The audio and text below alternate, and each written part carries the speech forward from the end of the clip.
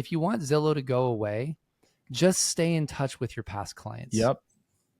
It's honestly that simple, where in 8 to 13 years, when they are going to sell their house, they didn't forget who you were. They're like, hey, Mark, I know we've been talking like every other month, thinking about selling again. And you're like, great, let me come out. We'll do some comps, et cetera. Instead of what happens 82% of the time is they forget who Mark was. Yep. And they're like, well, let's go to Zillow and we'll start searching around. And all of a sudden they become a lead that gets sold off to somebody else for 40% referral fee, and round and round and round we go.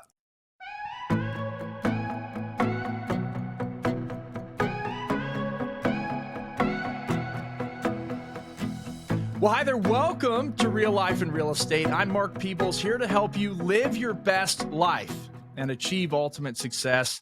And today we have a great honor. We have really one of the most sought after voices in the real estate industry today.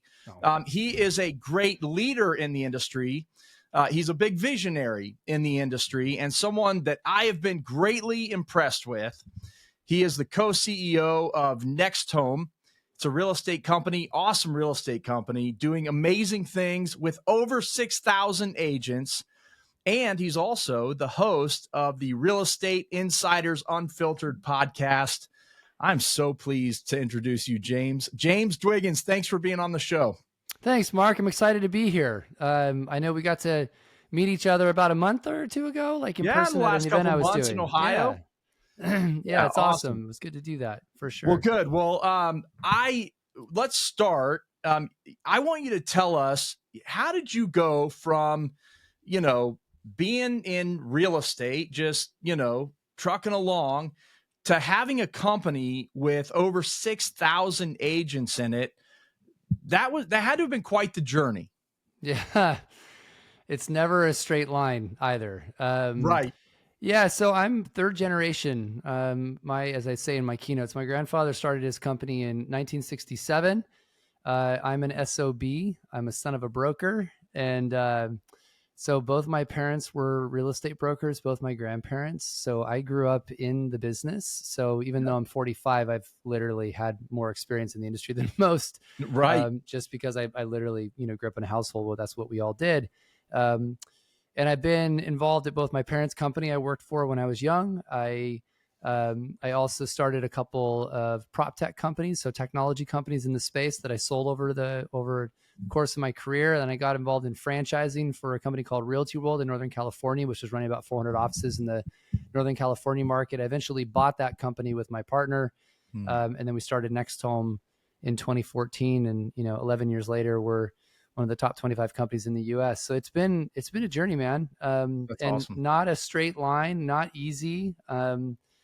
It's funny. I was going through some old photos recently. I don't know how I stumbled on this, but there's a photo of me in our first office for Next Home putting yard signs together. The first mock-ups of our yard signs was, in 2014. So, I think everybody knows that, to get to the top, it's incredibly hard work and it's never easy. And there's 75 times you want to quit or throw in the towel. It's not like it's easier today. I mean, it's been hard the past 24 months or 36 months with all the litigation and everything else. So, but I love this business. I don't know. I wouldn't do anything else. It drives me nuts sometimes. And at the same time, I have a love for it. So get up every day and just keep cranking.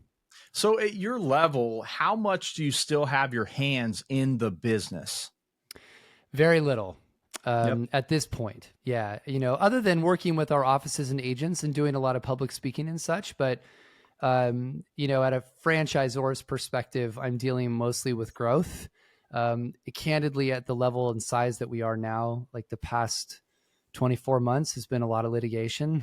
Yeah. So that's been very challenging, very emotionally draining to, have a bunch of ambulance chasing lawyers going after your pocketbook every 5 minutes. Right. But it's mostly, I was just having this conversation on another podcast, ironically. People with social media today, they see all the warm and fuzzy because that's all that people post is right, the bright stuff. But, I've had the opportunity over the past, 4 months to interview some of the top agents and teams across the US on our podcast. And there's a common theme that comes out of it. People think that it's all glamorous and that it was easy and, they're making all this money, and they don't understand the amount of hard work, sacrifice. Sacrifice. That's a big one. Like how much sacrificing you take to get to the place that you are. And, at the top, when you get up higher in the ranks, I'm not a huge company, but we're a big, we're a big firm now. CEO means basically you just eat a giant shit sandwich all day. It's all the problems that funnel up. It's not fun. I actually wish it was more fun. It used to be more fun, but it's hard. It's hard because we've got 6,000 people who aren't making as much money as they used to. Litigation, policy change, the economy's in the shitter. I think everybody can agree with that. Like, it's not good. Consumer sentiment about the economy is not good. Housing affordability is not good. So like, it's all those things are like just really deep in everyone right now. So it makes it tough. It's not an easy time at all. So what are you doing right now? Because I'm sure if you're anything like me, and I own a company too, much smaller scale, but I feel just a real responsibility to my agents to help them succeed. Like, how do you manage that? And what are you doing, to help them right now? It's interesting. We started this podcast 2 years ago, and it was just, honestly, it was an outlet for my co-CEO. I had to do something fun that wasn't just drama, stressful all the time. Yeah. Yep. And it's become a very large podcast that we don't get paid for. But whenever you're in times of difficulty, it's very easy for people to get distracted by the noise. It's candidly how the news and social media works. It's a time suck. It gets you into this world of fantasy, like everybody's happy, or it's just a dumpster fire of nonsense. And I think the most important thing that we continue to push on is there are 4 million people who are going to buy and sell every year. Yep. The question is, what percentage of that do you get versus your competitor? So we say this all the time, that when you're feeling down, use that as your motivator to pick up the phone and call a past client. Yep. Every time you're pissed off or you're worried or whatever, use that as a motivator to pick up the phone and call another client. Don't send an email, pick up the phone and call someone. Amen. And so it's about like refocusing your vision on what you can control. Don't be stupid. Like, don't ignore what's going on. But, the way our company operates is, and I would say this isn't meant to be arrogant, but they know that our job, my co-CEO's job, my senior management team's job is to look for the roadblocks. It's to help them steer away from these problems. So they spend 20% of that time listening to us, as they should. The other 80% is just focus on your client. Like, go out there, serve them, get information out, communicate. If you think about just how bad the press is today, the amount of utter garbage and lies they put out. And by the way, that is from NBC to Fox News. It is all bullshit. It's all made up. It's about clicks. And the problem there is, and I've said this, and you were in the room when I said this once, I'm like, we are all responsible for the reputation of our industry because we're letting other people dictate that conversation. I think it's imperative that every single agent out there is communicating about what is actually happening, what the truth really is. Share that information, what is actually happening on the ground in your local market, because if they pay attention to national headlines, the whole world's ending. But my company operates in all 50 states, in almost every market in the US, and it is very market dependent. Some markets are doing better, others aren't. So, we've got to start creating our own voice. We need to be thinking strategically about like the reality that the lawyers are targeting our industry, and it's not done, by the way. It is just beginning.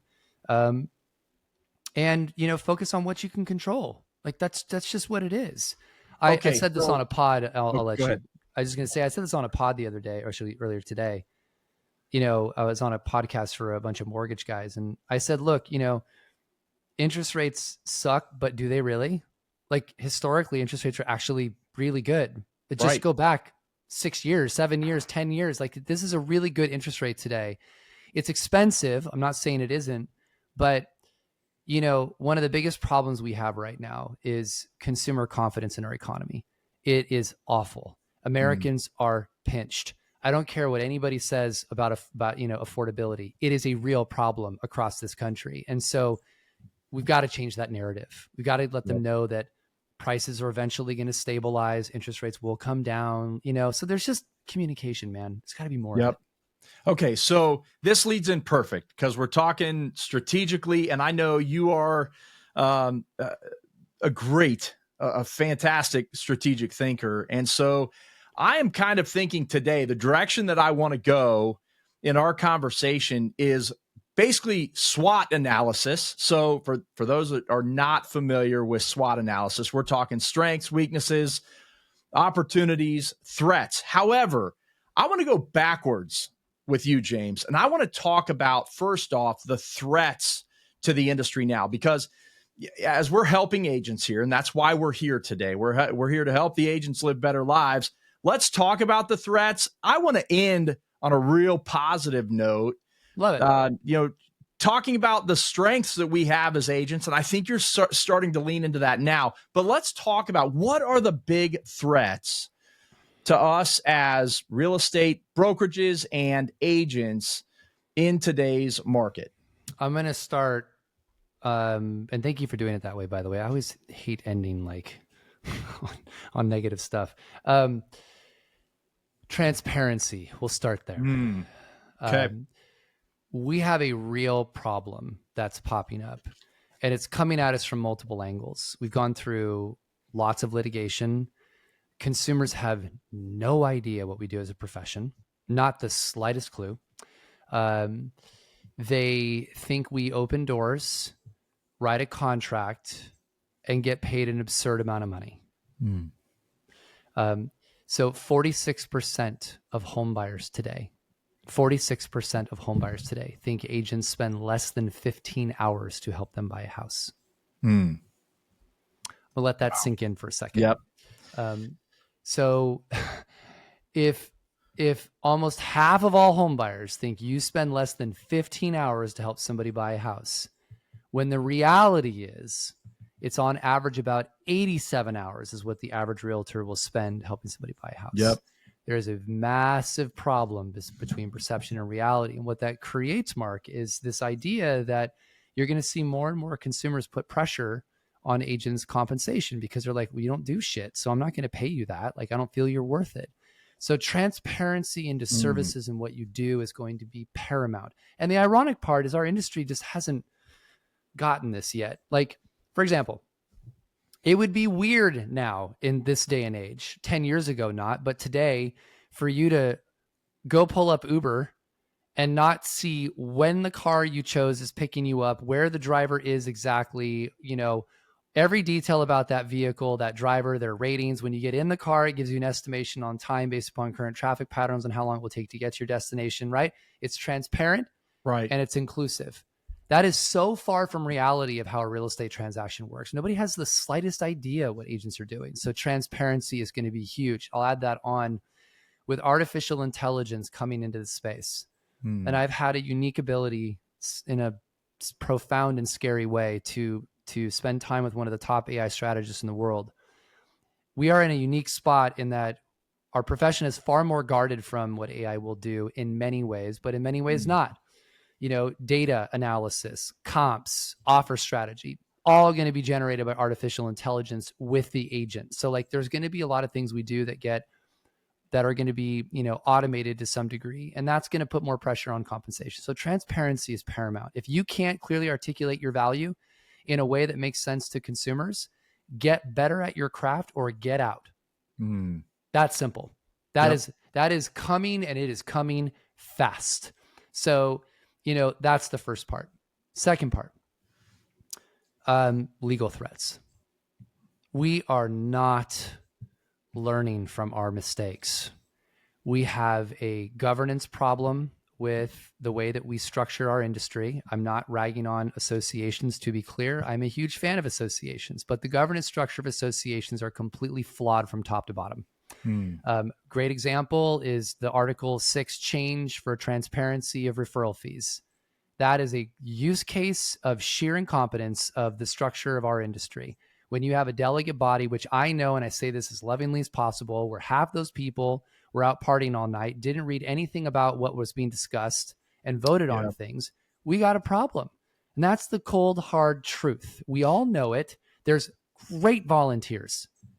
And then there are people that are there for social because they were asked. Yeah. So just to be clear, so that agents understand what that is, because there's probably a lot of agents listening that are not familiar with this vote. Explain that. Yeah, basically the executive committee and the board of directors had basically come up with a change to the rules so that there is transparency in the referral fees that an agent is paid. So the consumer, just think of it as the consumer understands what an agent is being paid. It's very much related to the litigation going on with Zillow right now. Yep. And so I'm a huge That's a proponent. Whole other topic, which we can get into, but which is actually part of the threats. Yeah. But the reality is that most agents are uncomfortable talking about referral fees. It's in many states required. In most states, it's not. And I'm like, why are you uncomfortable telling that there's a referral fee that you're charging somebody or you're being paid? What's the big deal? I think a consumer should know that there's a 40% referral fee for a lead from realtor.com or Zillow. Why wouldn't there be? Let them ask those tough questions. But that got voted down when it went to the delegate body. So passes the board, executive committee's on it, comes out of committee, gets all the way down to delegate, the last voting body that's actually tried to been removed, and they shoot it down. And I'm very vocal about the fact that that is exactly the problem. And here's the issue. There are roughly 100 brokerages in the country that house roughly 70% of all the agents who just took on massive liability and litigation and settlements based upon all this stuff with Burnett Sitzer. Those companies, if they get sued one more time for policies that come out of organized real estate, they will absolutely say, you're not allowed to be part of the association any further. All of our agents are not allowed to be part of that any further. And they will create an entirely new structure. Right. So there is real challenges coming. And the governance structure, in my humble opinion, needs to be this.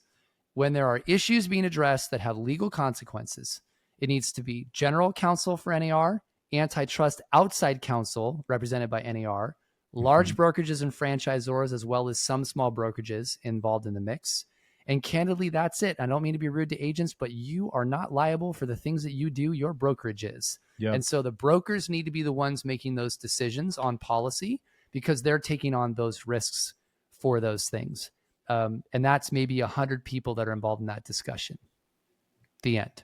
Yep. Everything else, I don't care what committee's involved with it, but if it has any legal repercussion, 100% is not involved with a volunteer group of people.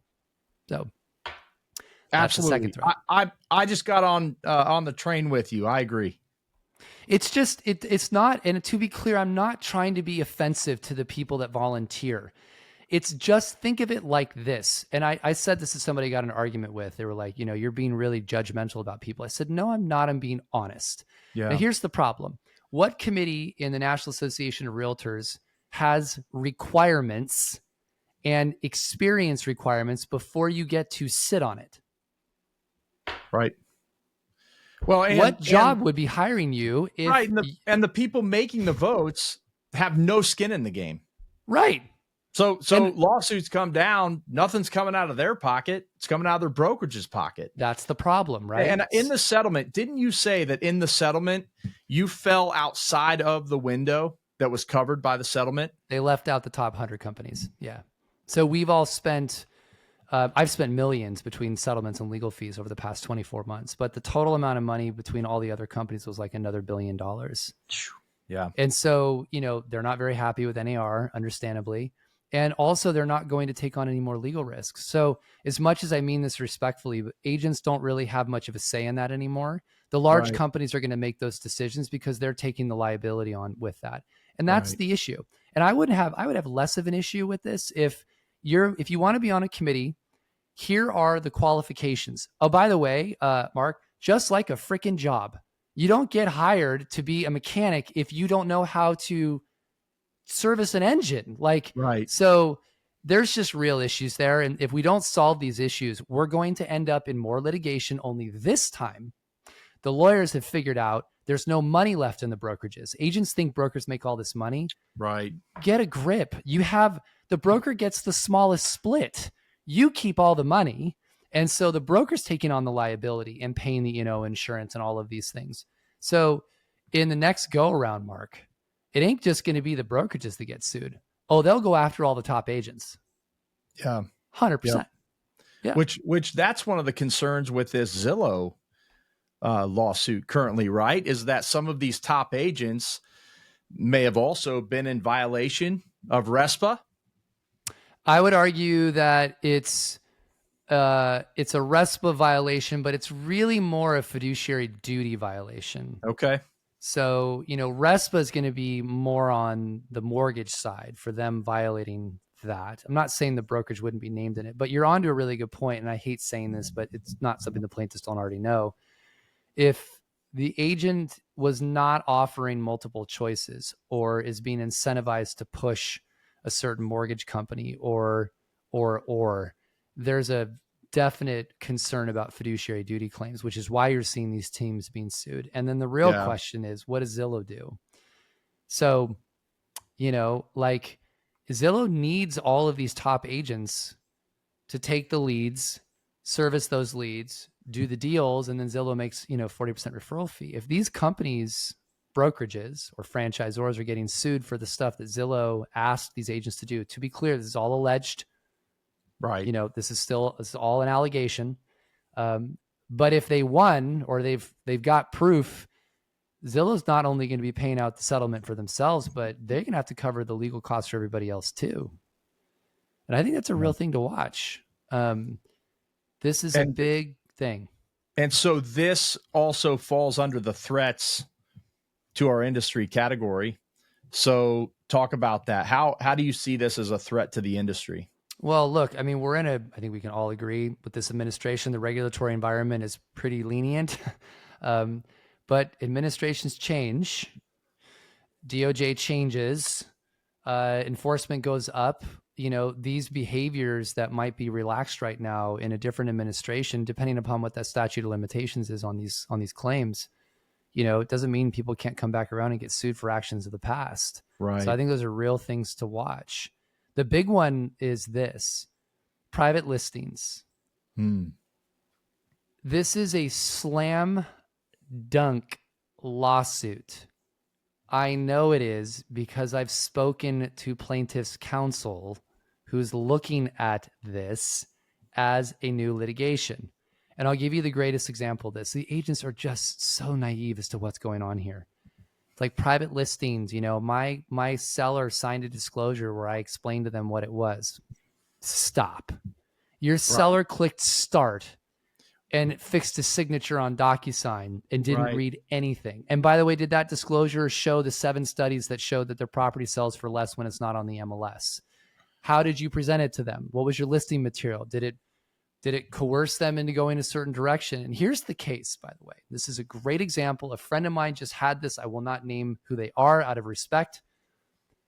Seller goes, this is a company that's doing this a lot.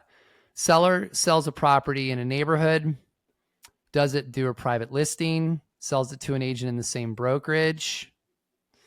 Property gets listed and sold. Nobody else had access to it. None of the buyer's agents had access to it. Seller thinks they got a good deal. Property comes on the MLS, same floor plan, same house, 3 doors down, $200,000 more. Ooh, wow. Sells for $200,000 more. And the difference was one was on the MLS and had all this traffic and everything else, and one didn't. You don't think that's going to end up in a lawsuit? And by the way, the lawyers are going to go, just settle it out. So there's that. And I'm going to piggyback this with in a second. So just pin that a second. Yep. The only reason lawsuits haven't fired yet was I got this from a pretty significant law firm. They said, yeah, that's an easy case for us to win. You guys are stupid. And the only reason we haven't filed it yet is the class isn't big enough. Right.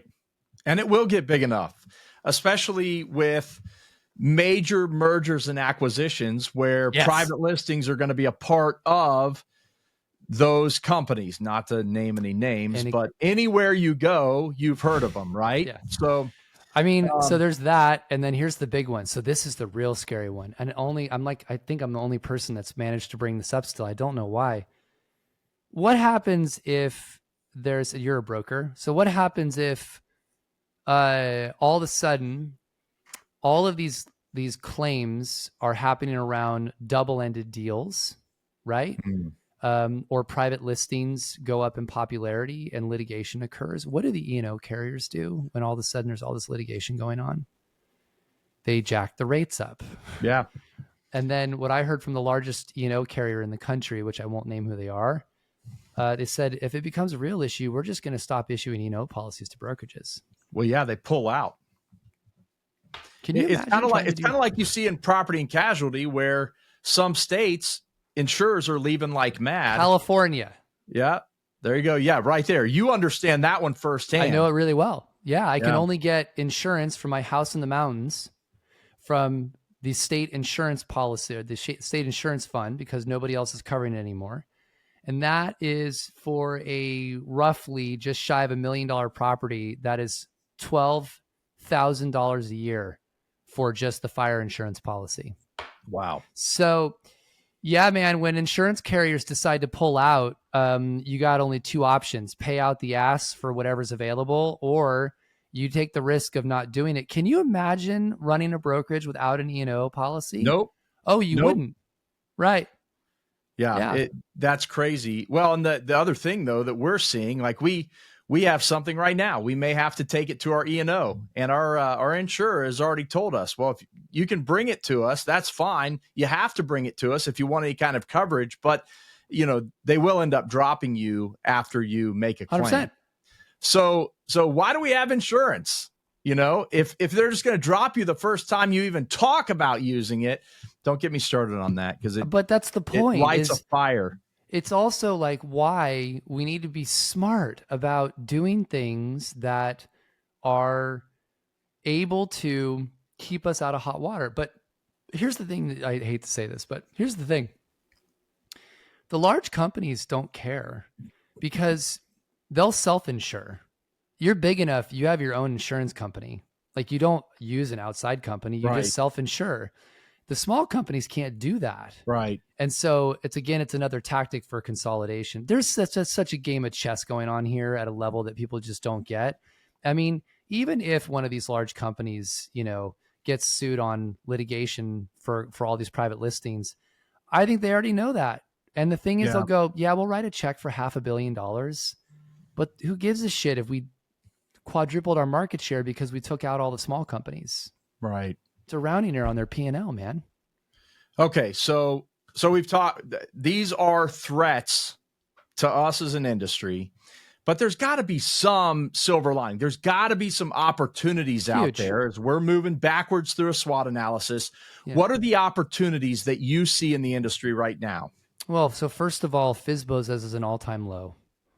We're at less than 6% now. It's the lowest it's ever been. Then we've been tracking it. So I always liken it to this, Mark. You go back to 2001. I don't know why I remember this number, I just do. So 2001, use of a realtor on the buy side was 69% of the time. Today, it's 88% of the time. Yep. So Zillow wasn't even founded until 2005. So if you think about it, the whole rise of the internet and all this, oh my God, the agent's going to go away. They're going to search for properties. They're not going to go use them anymore. And it's like the opposite's happening. They're using us more. Yeah, exactly. And so you want to really, what I like to do is dig into why, like what's the reason for that? So number one is dual income households continues to increase. We're at a point now where it's almost 60% of all households are dual income. Mom and dad both have to work in order to live. Right. So it wasn't that way. 1960, it was 30%, just for perspective. So you can see it's just headed in the wrong direction. I'm not, by the way, saying people, just put words in my mouth, supposed to work from home. I'm simply expressing that both people have to work to live. Right. And what you get is outsourcing. I don't have time to do things on my own. I don't have time to sell my own house. I need help with X, Y, and Z. So people do that. So that's the first thing. The second thing is, I use this analogy because it's just relevant. My voice is still coming back from my daughter getting me sick for the 7th time this year. She's 4. for viewers and listeners. Hey, but you know what? You should love every moment of it because, listen, we're about the same age, but my daughters are just turned 20. I have a 20-year-old and a 16-year-old. And let me tell you, that 4 years old went amazing. real fast to get to 16 and 20. So enjoy it. I know getting sick sucks, but I mean, man, I've had COVID. Let's see, what do we have in our house? COVID, RSV, hand, foot, and mouth, the flu, a cold 7 times. The point is, every time I get sick, I go to WebMD. I pull up like my symptoms, or I go to ChatGPT and pull up my symptoms. And it's like, you have the following disease from some third world country. I call my doctor and he's like, you have a cold, stop calling me. So I think people want to have guidance. The opportunities are in an infrequent transaction that people are going to do 2 to 3 times in their life every 8 to 13 years. It's not an Amazon package. They are going to want help because it is an expensive, paperwork intensive, legally messy thing that if you get wrong, you can't fix it without spending a fortune going through that. And so people are smart enough to understand that they want experts. The opportunity now is for us to understand that we're in a unique profession where we are needed, we are wanted. They're telling us they do, but we've got to start moving quicker into the way consumers want to interact with us. The transparency piece, give them more data than they want. I hate the fact that 1/3 of listings have a floor plan. It is so absurd to me that in 2025, agents can't get off their ass or spend the free amount of money. It costs nothing to create floor plans these days. Kubicasa is a great company to do it, and create a freaking floor plan so that as a buyer, I can understand the property before having to go show it or see it or spend an hour of my life doing that. Right. Like, we've got to start listening more to the way the customer wants to experience residential real estate. And that's the opportunity. They're already telling they want to use us. They're questioning our value because we're not listening enough. So I think there's a great study that NER does. I was ragging on NER. I'm going to go the other way. You got one of the best resources ever in their economic department when they do that annual study from buyers and sellers about what they want, what their needs are, what they're looking for. Like, reverse SWOT that thing. Just, oh shit, here's what the buyers want, the 10 things they're looking for. And if you're not providing them the list of 10 things they want, then provide the list of 10 things they want. Like the same thing on the sell side. It's not complicated. So huge opportunities to do that. And this is the pin. We're missing the point that Americans are willing to pay a premium for 2 things: convenience and service. I'm going to give you an example, Mark. So, you do well. I know you've stayed in like super nice hotels. If you go to the Four Seasons or the Ritz-Carlton, you expect what when you go there? I'm just put you on the spot. What do you expect when you go there? World-class service. Right. Yep. And you're willing to pay a premium for convenience and service. Right. Why in the hell are we not having a premium service offering for consumers? Yeah. Not just the normal thing we do, but like, hey, I have this extra service. I know it's moving is stressful. I got a team that will actually take care of packing up your house, moving your property, making sure I find you the gardener, getting you set up, unpacking all your shit. Like, create an extra service and then margin that. Go, and here is the premium offering that we have. Go get your partners, work out a deal, margin that thing. We're thinking so small still that it's just transactional. And I want everyone thinking relationship long-term. Yes. Like, how do you create this relationship that's different than it just being this period of time, but working with this client for the life that they own that property and giving them extra service, which they're already telling you they'll pay for. Yep. So opportunities, in my opinion, are just massive. We're just not capitalizing on them today. Yeah, I love it. One of my big takeaways so far is to go into the NAR's report on buyers and sellers and reverse SWOT. I love it. That's awesome. I'm gonna throw it into chat, and I'm gonna get that list, and that's gonna be one of the things that we start to implement and encourage agents to implement. I think do it every year. That's awesome. I love it. Every year. Yep. Okay, so there's definitely threats. There's some great opportunities in the industry. Let's come down to the agent level. What are the weaknesses that you see I mean, you've got them in your own company. You see them every day. You're speaking to these agents across the country. You're hearing from them. What are the weaknesses that you are seeing in agents across the country? And then we're going to get into their strengths and what are the big opportunities for those agents. But let's go to what are the weaknesses you're seeing? I am sad for our industry in many ways because I feel like one of the weaknesses, I'm going to tie this together just to be clear, is lack of leadership in organizations. And leadership isn't just about showing people things. It's about holding them accountable to things. There are leaders and there are soldiers and there are people that do very different functions that have very different strengths, right? I think most agents are world-class relationship people. Like they just, they know how to empathize, and they're not very good business operators. Yeah. Not all, but most are not. And I think one of the weaknesses we have is to understand what we're good at, understand what we're not good at, acknowledge that, be honest about that, and then go, okay, like I'm good at this and I need to fill what I'm not good at with somebody else who is, so that I can focus on the things that I'm very good at and somebody else can focus the things that they're very good at. And together we can create something very unique. The stat that sticks in my mind is that 87% of all agents that come into the business will leave within 5 years. Yeah. 13% make it.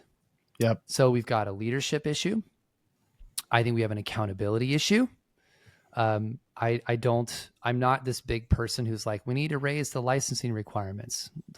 Whatever. Like, just if you're a broker, raise your own requirements. Right. Like, you can do it yourself. Well, yeah. I mean, I think one of the challenges with it is that you see so many people that get into the business that they, in fact, I talked to a guy recently. He was like, yeah, I think it's going to be easy. It's going to be so easy to get to business.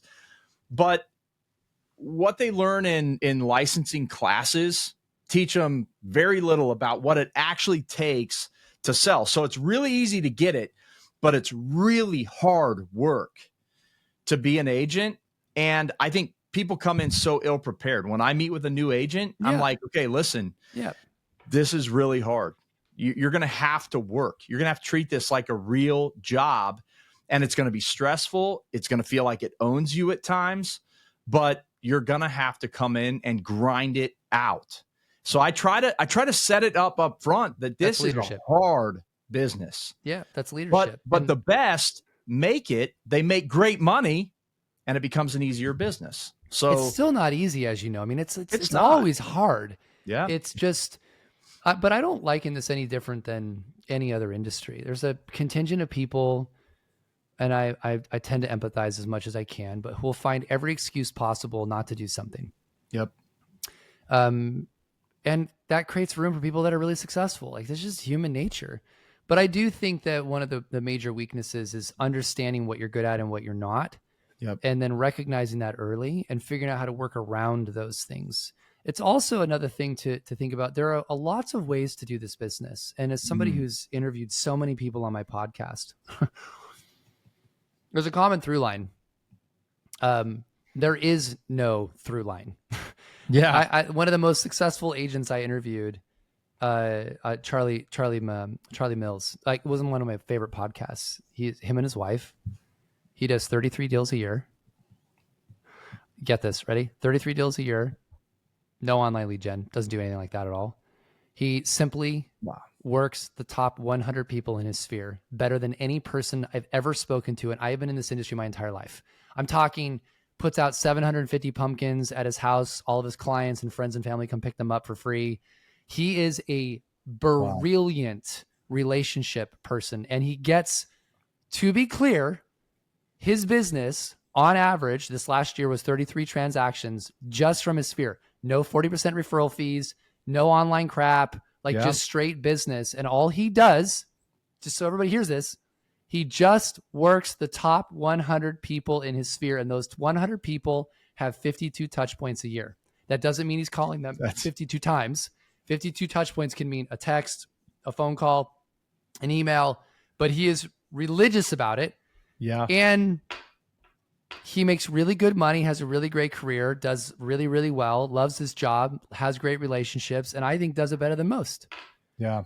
And then I've interviewed people that have an incredible online lead gen machine where they're just absolutely meticulous about lead comes in, this is the follow-up, this path, like they break it down. It's a machine. There is no common path. Find a path you're really good at and comfortable with that you love, and then go deep on that. Like that's recognizing those things early is super important. And the last thing I'll just mention is I would not swear on your pod, I'll swear on mine. We suck at following up with our clients. We do. We are awful at it. And it's absolutely ridiculous how bad we are. And I'll make this one comment to like really rewire people's brains. Everybody bitches about the portals all the time. Screw Zillow and blah, blah, blah. Like I've heard it my entire career. And I go, if you want Zillow to go away, just stay in touch with your past clients. Yep. It's honestly that simple, where in 8 to 13 years, when they are going to sell their house, they didn't forget who you were.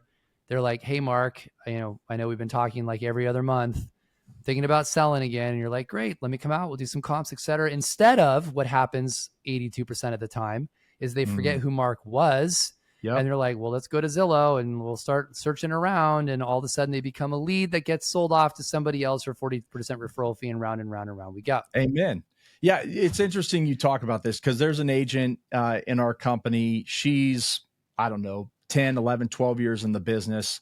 She's one of our brokers.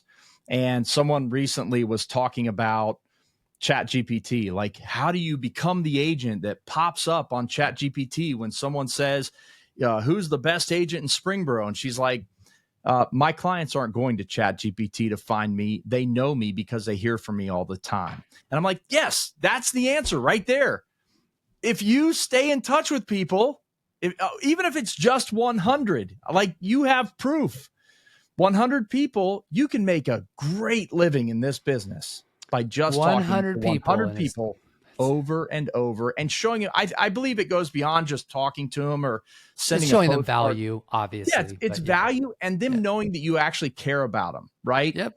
I always talk about, I had a financial advisor when I was young. He called me, every couple months, and he'd go through the Ford conversation, family, occupation, recreation, dreams. But he would actually go through like it was, methodical, like, okay, I have to talk about your family. Okay, now I have to talk about your, and I never felt like he cared about me. And I think the agents that show that they're present, right? They're consistently, reliably present in their clients' lives, and then they care about you, and it's genuine. Those people will never have a problem getting business. I don't care how much Zillow is out there. I agree with you. I read a comment on one of my posts recently. I never really comment much, but I follow what's stated there. And an agent made this comment about one of the agents in her office works with seniors. That's his business. That's what he specializes in. And he goes out, and on the day that they're packing stuff, he goes and packs with them. Wow.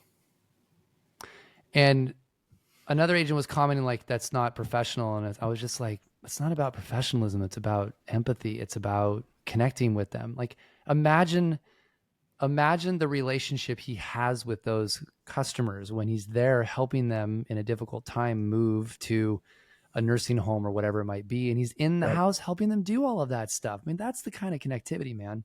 But think about this, James, their kids are watching too. Totally. How much business does that lead to because their kids were like, you're never going to believe what my mom's realtor did for her. Yeah. I know it. Yes. And he's not doing it for that. We all both know that, but your point is totally valid in that it's those acts of kindness and things that differentiate him from other agents. It's not like people go, well, what does Bob do different than Mark? It's not like, well, yeah, Mark actually showed up and helped my parents move. Yeah. There's loyalty there. You can't ever break at that point. Yeah. Okay. Yeah. So we've been through some big threats in the industry, opportunities that we have, talk some weaknesses. What do you see as you travel across the country and you see agents all over? what are the strengths that you see in agents right now, or what strengths do we need to be developing as agents? So I'm going to go to this terminology you're going to hear a lot about. I'll say human connection, but from an AI perspective, you're human in the loop. And what is apparent to me after all the stuff I've experienced in my career is every single time someone said agents were going to go away or try to disintermediate the industry or remove the realtor or said they're overpaid or they're useless and blah, blah, blah, blah, blah, here we are. So I've really spent a lot of time thinking about that. And I think that it's really fascinating to me how much the consumer relies on a third person to be their, for lack of a better word, therapist through a very emotional, complex deal. And so for me, I look at this and I think about artificial intelligence. I'm spending a lot of time there. And a lot of industries, Mark, are going to get automated. Like the stuff that I wish I hadn't seen and like I hadn't had conversations about, but like where the world looks for my 4-year-old daughter in long term is a very scary place, I think, unfortunately. But in infrequent, large, expensive, legal intensive transactions is a very good defense mechanism against automation.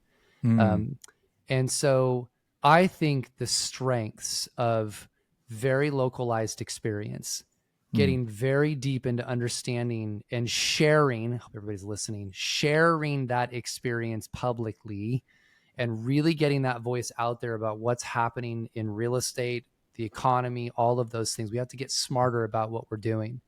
That human connection, the more that we go deeper into those relationships, what we just talked about with that agent who's not scared of ChatGPT or Charlie, or the agent that's, sitting there helping people pack, those relationships are such a defensible place for us that if we really hone in hard on that human connection, that is a strength that you cannot break.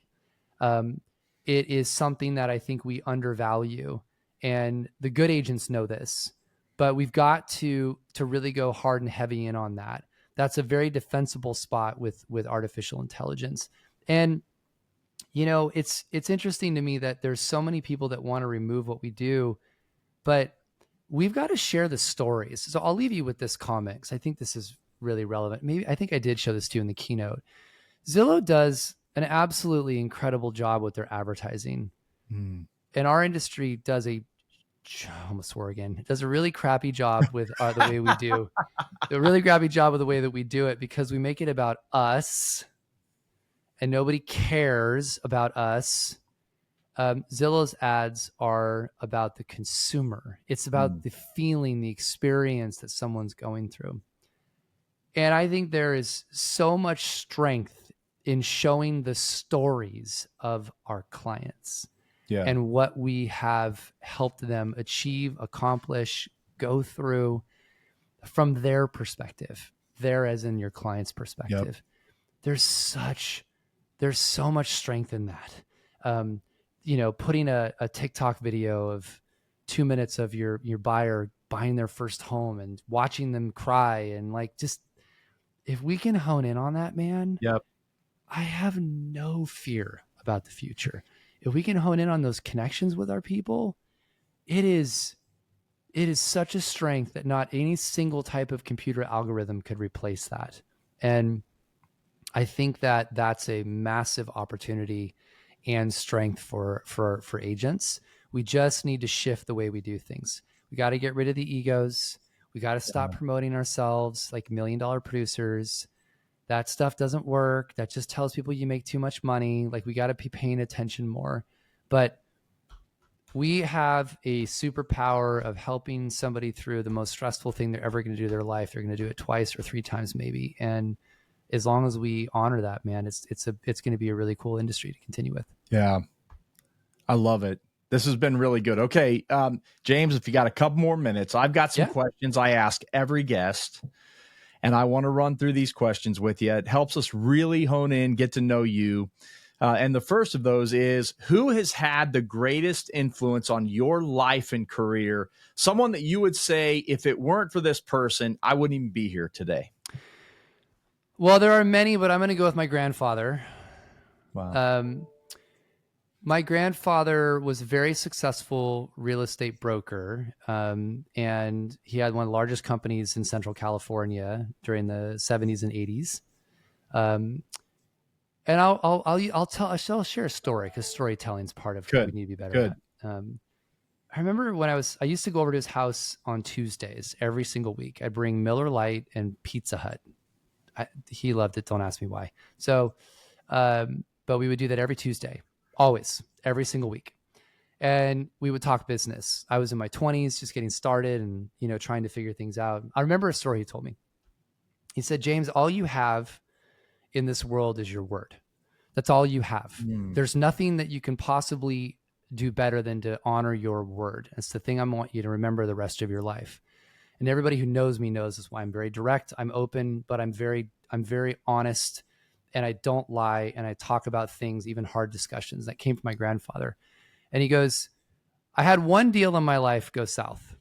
And he goes, I did this property. He did hard money loans in the end of his career. He had this one trustee, the client gave me a bunch of money, bought this property, it went south, et cetera. And he basically said, he didn't do something right. He basically screwed up on it. And he could have just left everybody in. Everybody had to eat the crap on it as well. But he went to every one of his people and he said, here's the deal. I messed up for some stuff that I didn't do correctly. So I'm going to buy you all out of this asset. You can choose to stay in or you can choose to come out. I'll give you your money back. And that doesn't happen in this day and age anymore. Everyone just kind of gives away the middle finger.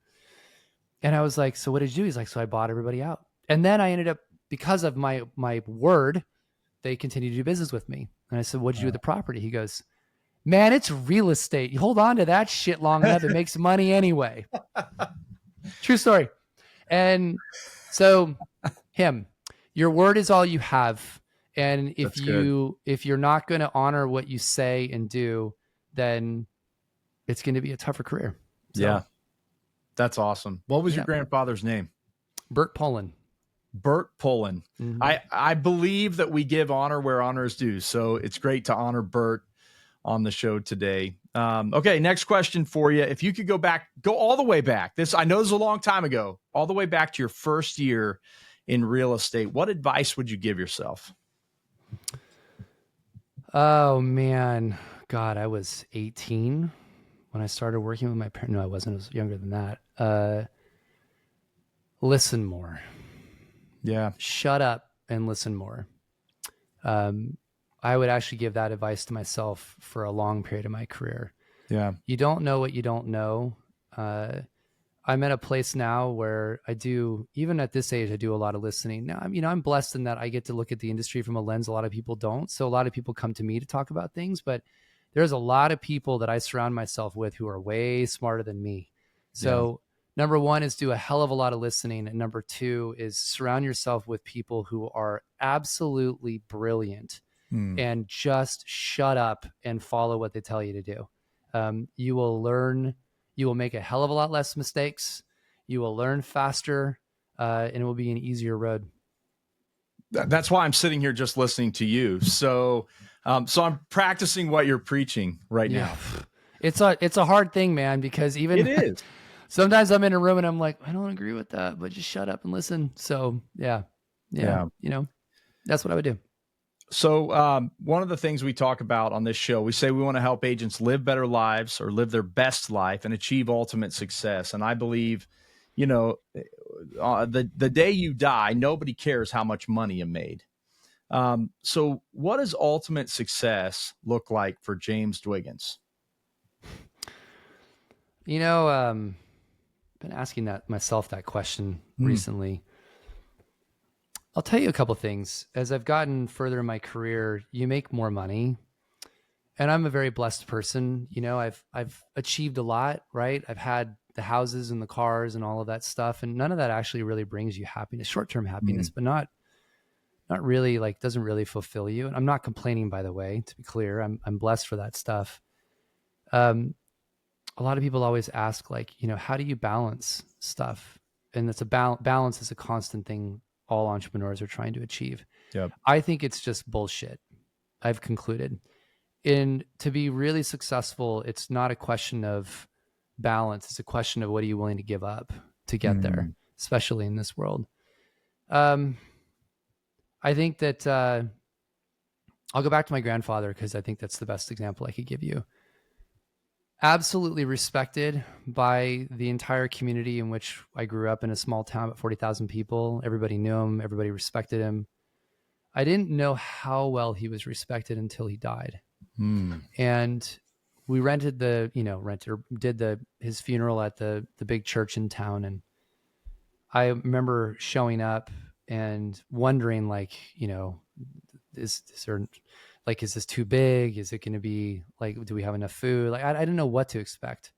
And I remember walking outside after the room was filled, and there were people lined up around over a city block to go pay their respects. Wow. Never met any of these people.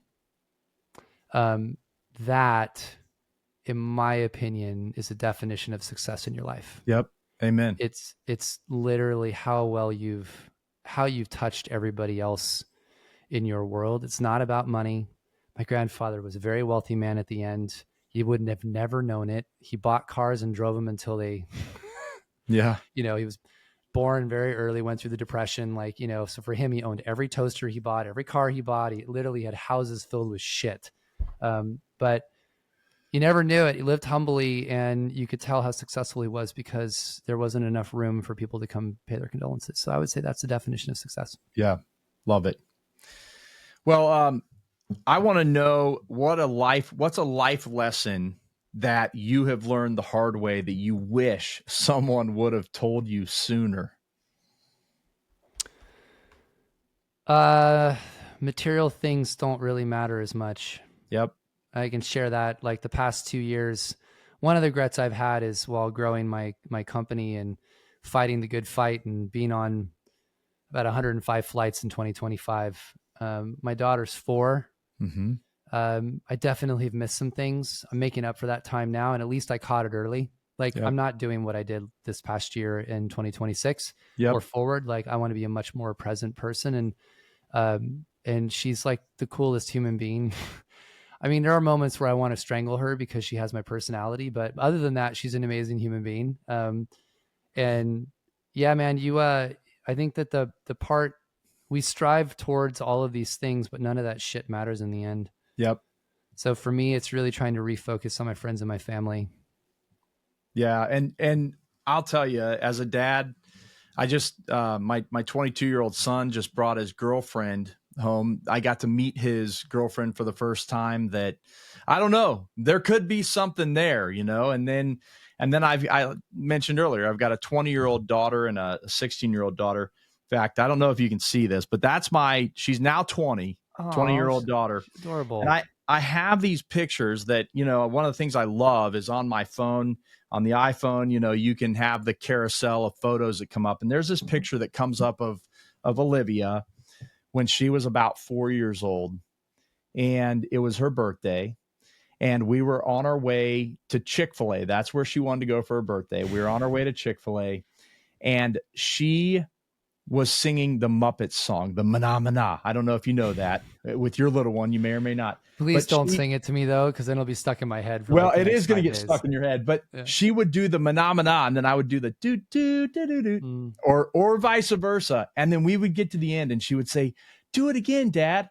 Yeah. So when she was 17 years old, leaving our house, going to basically a college program in Tennessee, that song came to mind, the last drive that I had with her to drop her off. And my goodness, man, I fell apart because I remembered that moment. I can see it right now. Yeah. So listen, I mean, I'll say this to you. You've been incredibly successful, probably way more successful than I'll be in a million years. But listen, none of that matters. That 4-year-old girl is the one that you're going to be like, man, I'm so glad I was there. Yeah. And I just know I coach my 16-year-old daughter now in varsity basketball. Do I have time to do it? Nope. But I figure 4 years from now, when she goes to college, I'm going to say, I'm never going to look back and be like, I totally regret. I could have made so much more money had I not coached her. I'm never going to say that. Never going to say you it. Make time for the things that are most important in your life. It's absolutely right. It's absolutely right. And that little girl and your wife as well, which we didn't even get into that. I want to ask you that. We'll ask the family question on the way out, but I want to know, what does your daily routine look like? Because I believe highly successful people are people that have routines. What does your daily routine look like? I'm a little extreme, so don't try to mirror this. But because I travel so much around the country, I stay on East Coast time, even though I live in California. Oh, So wow. I get up at 4 a.m. every day. I basically spend time getting caught up on things because before my team's awake and before the world's awake, I'm able to get a lot of things done.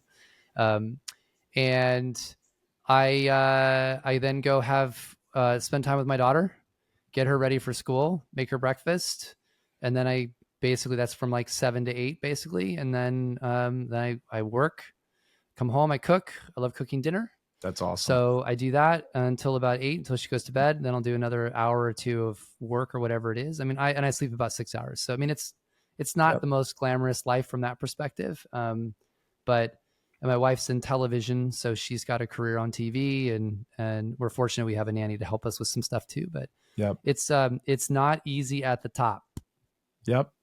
It's absolutely not. I do love though that you've built your routine around that time with your daughter. That's one thing that, we have a lot of women in our field who are moms and dads who are dads and have a lot of responsibilities with the kids in the morning. But I think moms, it seems like as I talk and I coach agents, they struggle because they're like, well, I can't do the routine everywhere, the way that everyone else does it. It's like, well, build it around what's most important. Those kids are your most important, but you also need you time too. 100%. And that's the part I'm trying to rebalance. But balance is just a constant struggle. Like you're going to have moments where things are calmer and then things that are crazy. And, sometimes I think about selling it all. I'm just surfing on the beach and being a bartender at night. And it comes across sometimes as well. Amen. Yeah. If I catch you on the right day, that might be what you're doing, right? Hope so. Well, James, we want to help agents be successful and we want to help them live their best lives. What final words of advice do you have for the agents out there before we go today to help them live better lives? Yeah. So the first thing is I would definitely model out goals. I can't emphasize this enough. Could be financial goals, could be personal goals, could be you want to own something, you want to do whatever. Those things have to be in front of you, front and center every day. You have to work backwards. You can't just get up and not have a journey of where you want to be. Goals can be short-term and long-term. Make those motivators, whatever that goal is, whether it's more time with your kid, whatever it might be, you should have those things. Number 2 is find a mentor. You've got to have somebody motivate you. I remember when I used to work out a lot, I haven't recently, but I paid for a personal trainer, not because I needed to like really do that. I needed the personal trainer to hold my butt accountable to showing up every day and doing the work. Right. So that's what a coach is. So find either a broker that can coach you or a coach or a mentor that can help teach you the behaviors you need to make habits that are good habits. Number 3 is don't plan too much. Just get going. Don't try to be like, I got to have the perfect database. Stop that crap. Just start calling people. Have a conversation. Like people spend so much time trying to create the perfect plan that they never actually execute on anything. Right. I would tell you just to start executing and get messy. You're going to mess some stuff up. Congratulations. That's fine. It's like, well, I want to do video, but I'm worried about how I look. Your face is your face. Get over it. Just get on video. I mean, look what I'm working with here. Come on. If I can do this. Yeah. I mean, and James too, I didn't want to say anything, but if we can do this, you can do it. Yeah, totally. So that's what I would do. That's awesome, man. Well, James, I know you have a ton going on, and the fact that you took an hour out of your time to be a part of Real Life and Real Estate today means a lot. And so if you're an agent out there, I encourage you, go follow James on his podcast, his YouTube channel. James, tell us where to do that. Yeah, it's just Real Estate Insiders Unfiltered. Just look it up. We're on everywhere. Spotify, Apple, YouTube. It's all there. So okay, socials. Yep. Where do we get you on social media? Same thing. Just type that in, you'll find me there too. So I'll be on LinkedIn. I'm on Instagram, everywhere. So yep. Awesome. Well, James, thank you Appreciate it for taking the time. This has been amazing. And listen, don't forget to follow us on YouTube at It's Mark Peebles, or anywhere you get your podcasts. You can find the Real Life and Real Estate podcast. This has been an amazing episode. Thank you. Hand clap to James Dwiggins. Go and listen to his podcast. He's going to continue to inspire. And if you get a chance to see this guy live, you got to go do it. And thank you again. Have an awesome day. Thanks for having me. Appreciate it. We'll see you next week.